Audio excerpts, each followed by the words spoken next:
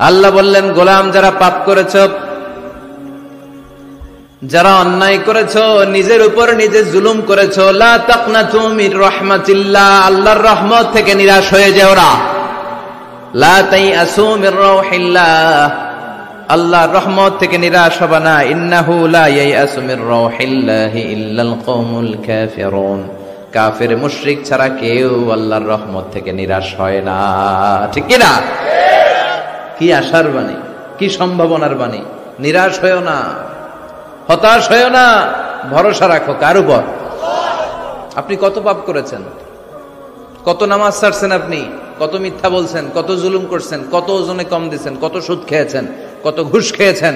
আপনার পাপ যত বড় হোক, আল্লাহর দয়া ক্ষমার মহাসাগর তার চেয়েও বড়।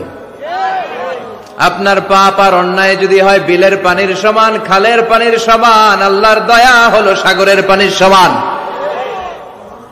আপনার পাপ আর অন্যায় যদি হয় সাগরের পানির সমান, আমার আল্লাহর দয়া আর ভালোবাসা হলো মহাসাগরের পানির সমান।